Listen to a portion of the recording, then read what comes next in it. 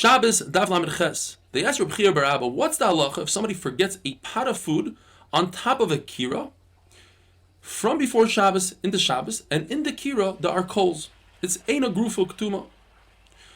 He answered them very vaguely. He quotes a Mishnah in Trumos that says that if a person cooks on Shabbos, depends. If it's on purpose, he cannot eat the food. If it's by accident, he could eat the food. And in our case, Reb Chia bar Abba says that a person forgot. There's no difference between accident and on purpose. Now, what did he mean? Are both mutter or both asur? In fact, it's a machlokes. Rabbi Rav Yosef said he meant that both shogig and mezid are mutter to eat. Why is mezid, when you leave it on the fire, different than mezid when you cook on Shabbos? Because mezid, by cooking on Shabbos, you're taking action. You're cooking with your hands. Leaving it on a flame, you didn't do anything. You just didn't remove it. The only issue is that there's a brisa that differentiates between shogig and mezid and says mezid, if you leave it on purpose, it's asur for you to eat. That will be a major question on Rabbi Rav Yosef. Rav Nachman bar Yitzchak, on the other hand, says that what Reb Chia bar Abba meant is that both shogig and mezid are asur to eat if you left it on the flame from before Shabbos into Shabbos. Why is that? Because we're concerned that people will be tricky and they'll say, oh, I forgot the food on the flame, when in fact they didn't forget it. So they said even when it's by accident, asur to eat. The problem is from that brisa that says that by accident you are allowed to eat. And the answer is, there were two periods of time. The Chachamim made a gzeira and they said, since people are tricky, it's asur to eat food that was left on a flame. And the brisa that says you're allowed to eat food when it was by accident was before that gzeira. We need to understand yesterday's Daf Lamed Zayin. There's a machlokes between Reb Meir and Reb Yehuda how to explain Beis Hillel. According to Reb Meir, Beis Hillel hold you could do shehiyah, you could leave a pot from before Shabbos into Shabbos only with hot water. Now we're saying, according to Reb Meir, it's even a tafshel, even cooked food. We need to explain that on Daf Lamed Zayin we're talking about lichatchila. If somebody comes to ask a rabbi, what could I leave? They'll tell him only hot water. But if he went ahead and he did so without asking the rabbi, they'll allow him to eat even a tafshel like on today's daf. Now what about Rabbi Yehuda? Rabbi Yehuda says in Beis Hillel, you could do shehiyah even in a tafshel. And today we're saying that Rabbi Yehuda holds, according to Beis Hillel, only hot water. We need to explain that on Daf Lamed Zayin we're talking about grufa ktuma, when somebody removed the coals. There are no coals. So therefore, if there are no coals, we'll allow him to eat even cooked food. But today we said that we're talking about there are coals in the kira. Since there are coals, only hot water and not cooked food. The Gemara has a suffix. What if a person went ahead and didn't listen to Chachamim and was over and he did shehiyah? Do we penalize him and not allow him to eat the food? The Gemara wants to bring a raya from Rabbi Yossi. He said that somebody had water that was left on from before Shabbos into Shabbos. He said you're allowed to use it. Whereas somebody had shriveled eggs, really cooked eggs, and he said you're not allowed to have it. So you see that shehiyah is asur. The Gemara says perhaps what he meant to say is next week will be asur. In other words, don't do this again. But since you did it already, you are allowed to eat it. The Gemara says that Rav Sheshes holds that according to Beis Hillel, we're going into the sugya of chazara, putting the pot back on the flame. According to Beis Hillel, they say you're allowed to do chazara, you're allowed to put the pot back on the flame.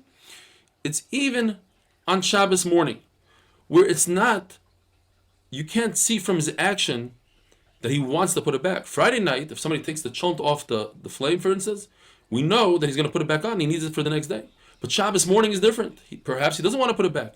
Nevertheless, according to Beis Hillel, you're allowed to put it back on the flame. Comes Rabbi Tadai and says, I need to qualify that. That's only if he continuously holds it in his hand.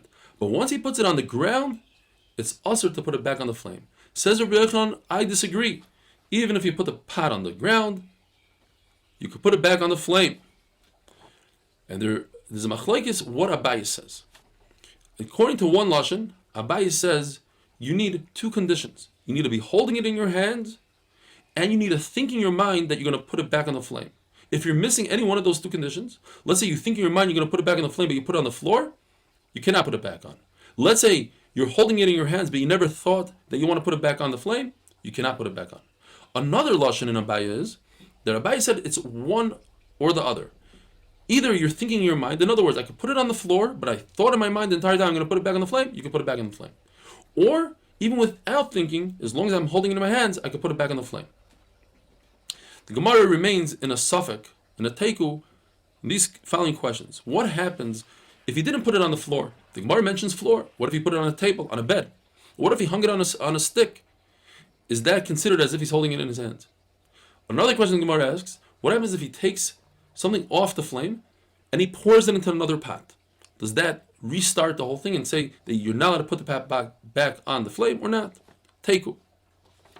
The Mishnah talks about a tanur. Until now we're talking about a kira that has two flames. A tanur is narrow on the top, and therefore it traps the heat in a lot more than a kira. It's much hotter. The Mishnah says that whereas a kira, if you use kashu gvava, straw, and the bottom of the straw, that's nothing. It's not a problem. You could put a pot on top. When it comes to a tanur, you cannot, because it has so much heat. It has the same halacha as real fuel. Rav Yosef says that with a tanur, I could place food up against the wall of a tanur. I can't put the food inside the tanur or on top, but I could put it on the side. Abaya argues and says tanur is so extreme, the heat is so strong, that you're not allowed to even put the food on the side of the tanur. And in fact, there's a brisa that says exactly what Abaya says, that it's usher to be soymach on a tanur. A kubach. It's in between a kira and a tanur. It's just like a kira, but only has one flame. It's large enough for one pot. So it's hotter than a kira. It retains the heat more than a kira, but less than a tanur. And therefore, if you use straw as the fuel, you're allowed to put a pot on top and inside. But if you use real fuel, like wood, or the leftover olives, their pits, it's also to use. The halacha is always in tumah, if you take a kli and you break it, it becomes tar. So if you have a kira that's split in half to its length, it becomes tar, because now you just ruined both of the burners. But if you split it to its width, you just created two burners instead of one large kira, and therefore it remains tameh. Whereas a kupach only has one burner, so regardless of what direction you break it, you just ruin that burner, and therefore it becomes tar. Have a wonderful day.